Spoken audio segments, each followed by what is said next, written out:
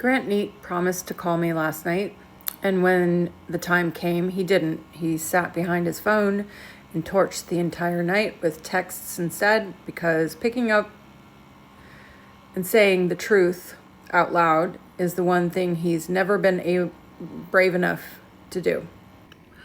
That was the whole job. Just call at the time that he agreed to. Give me an opportunity to talk to him, own the truth, and say it to me. And this is the same pattern of behavior as it has been for a long time. I've asked for this honest conversation, and he's promised it on several occasions, and right before it happens, he finds a reason to deflect and bail out. And he does what he always does. Because a live call doesn't have an edit button, and it's an easy way to just bail out and block and so on. He doesn't have to actually confront me.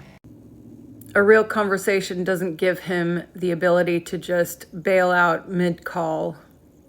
So he made sure that the call never happened. While I'm asking him to take responsibility for years of lying and retracting and blocking and vanishing, Grant decides the real issue is my manners and tells me to be a lady and be kind.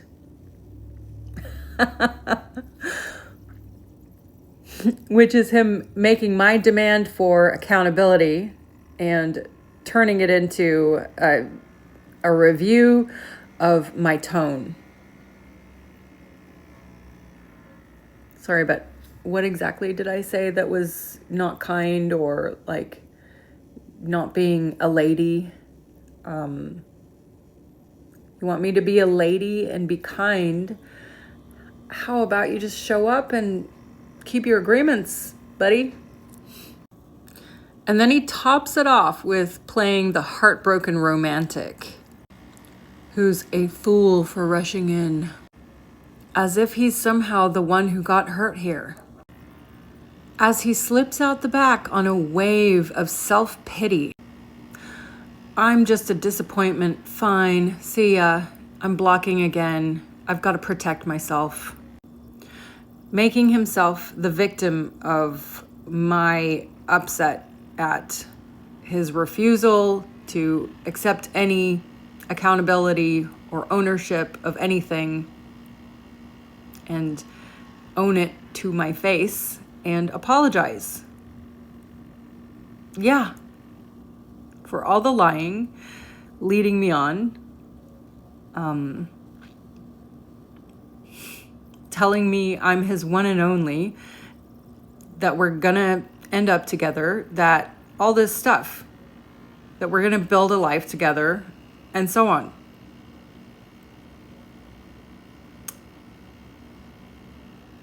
But it was a lie. And here's what's underneath it all.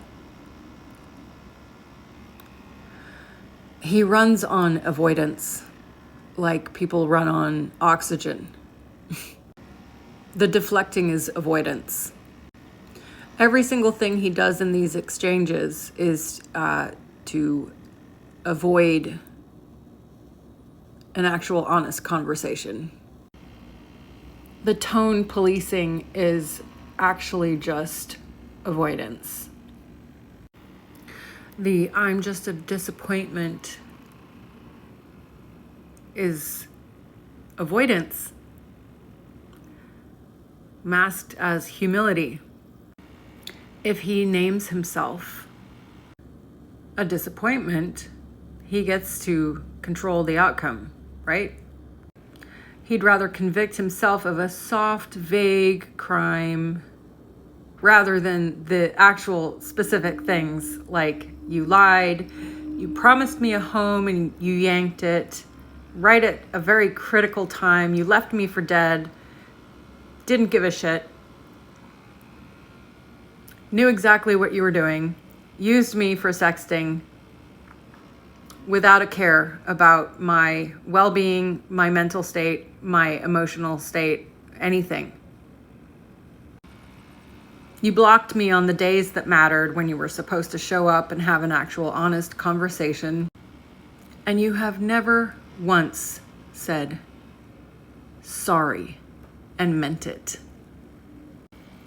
You're vague, calling yourself out. Oh, I'm just a disappointment and I'm just a this or that. It feels like accountability, but it's not. It names nothing specific and it's a decoy. And here's what's actually going on underneath it. Because once you see it, you can't unsee it. Grant will literally do anything to not have the conversation. That's the whole game. When he points me to somewhere else, he suddenly cares so much about my tone when he goes all fools rushing in. like he's the one nursing a broken heart. Really. Yeah. None of that is actually real. It's just him wriggling out of the room. He'd so much rather plead guilty to a vague, sad letdown than actually lay out what he actually did. The lying, and never once actually apologizing or saying, hey, I did this and I'm sorry. Or looking himself in the mirror and going, you know what?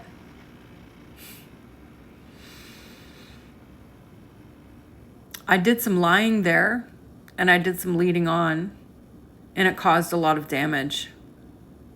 And I should say sorry and do something to help repair. He never actually names a real thing and nothing ever actually changes. Here's the thing that actually gets me in all these years, through all of it. Grant has never once said sorry. Yet he comes back dangling little breadcrumbs, dangling little promises here and there. But he's never actually said sorry for any of it. He's never said sorry for not saying sorry. He's never said sorry for anything. For lying about me, for keeping me a secret to other people in his life, for talking with me, giving me the impression that he still loved me and felt something about me. He's never once said sorry. And this is the truth. I'm not making it up. This has actually happened. Like, this is not me just creating some fictional, delusional story.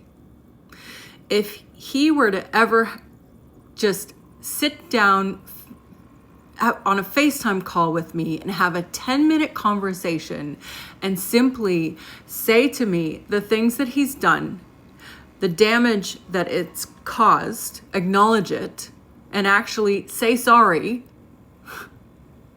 recognize it, look it in the face, and say sorry to my face, all of this would dissolve instantly. But he can't do that. And he has to create a situation that steers him away from the conversation. Every single time he's promised me that conversation to just sit down and say, hey, Anne, I'm sorry. I hurt you. I'm sorry I lied to you. And I'm sorry I lied to Teresa about you.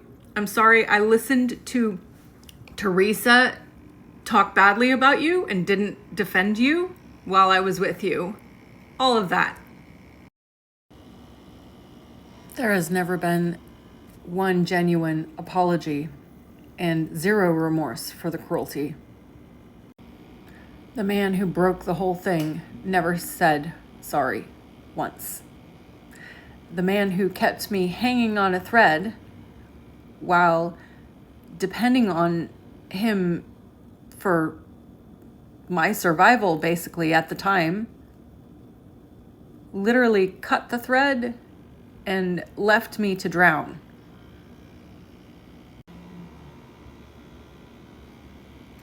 The man who promised me a lifeline literally cut the thread and left me to drown. What he did manage to find time for, though, was sliding back in to casually sext or try to sext with me a couple weeks ago, bypassing any real conversations and bypassing my hard rule about doing anything to do with that or talking about sex or anything like that with someone who's not committed to me, who hasn't even told me that they want to actually be with me. They're just pretending. So he's got energy for that, but he doesn't have the spine for a 10-minute phone call. And if I said that to him, he'd simply tell me that I won't understand or I'll reject before he even says anything. When I'm literally just asking him to show up and be accountable and be honest with me, and that's it, and give an honest apology. That's it. I'm not looking for a 2-hour discussion or a debate about who's right or wrong. I don't care.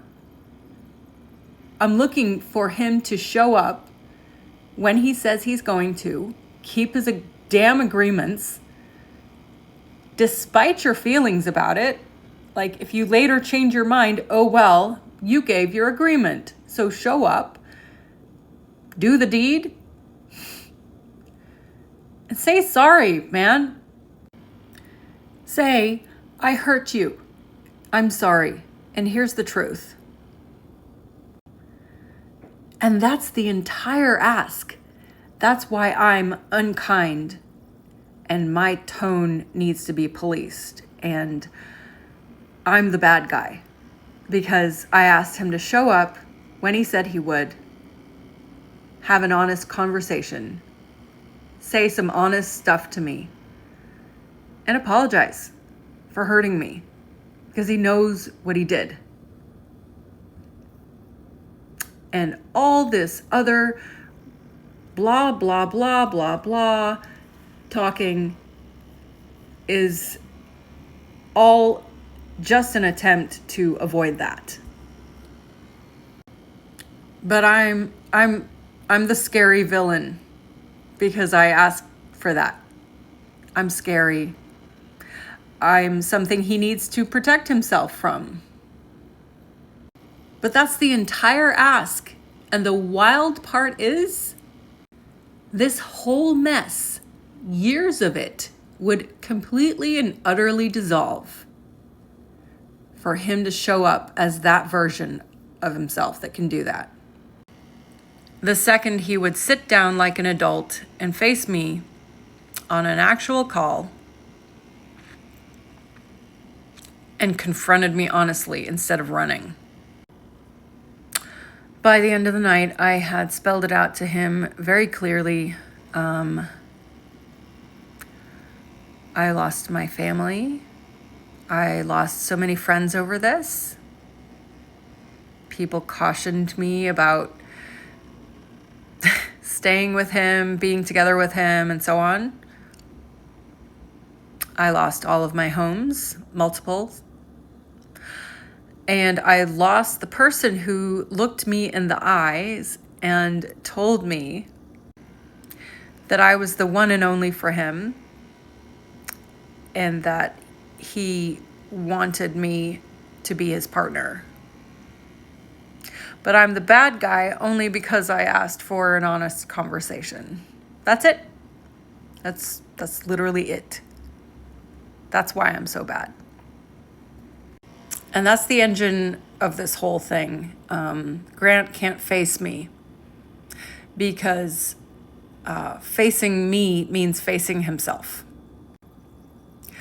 I can name exactly every single little thing. And every single little time that he's lied to me, that he broke a promise or broke an agreement, said, I'm going to call you at this time, this date, and then he manufactured some reason to bail out and not keep his agreement when it was literally just me saying, so we're going to talk at this time, right? Not me being nasty or cruel or mean or unkind.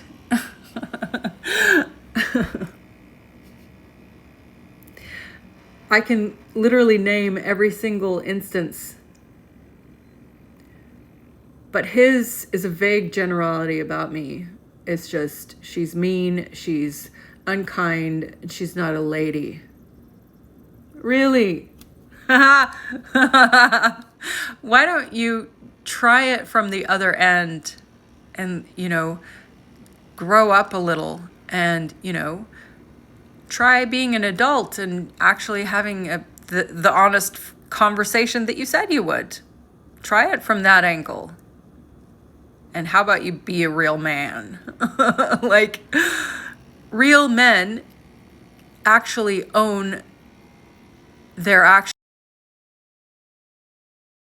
Facing me would mean he'd have to face the version of himself that would have to exist in that conversation that we were going to have, he'd have to maintain his cool and,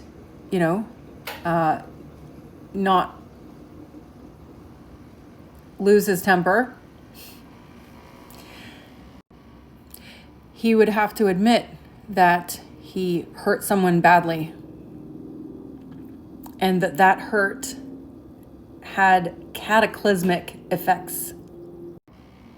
He'd have to face the fact that he broke literally every promise that he made, every promise even to have a conversation. And he has spent years being too gutless to say so. But he'd rather burn the entire relationship to the ground and any possibility of a friendship, burn it all to the ground and stick me with the blame for it. Let me carry the blame for the fire that rather than spend 10 honest minutes of being that man out loud. To my face, like to me. Not just, quietly to himself, but actually to me. Make it make sense. So he blames me for his choices. He blames me for his life sliding sideways. For the fact that he can't even hold an honest conversation with the woman he once promised that he was going to marry and that he loved with his whole heart, and that she's his one and only. And he pins everything that's wrong on me. Everything except saying the one true sentence, which is, I did this. I did it to you. I hurt you. I won't face it. That is not a man who's confused or overwhelmed. That is a coward who's holding a phone he's too scared to use. And the armor that he congratulated me for having is something I built out of the wreckage Grant made and never once came back to clean up. So no, Grant, I didn't win anything. I'm not the person who lost someone last night. You lost one. Over a green button you were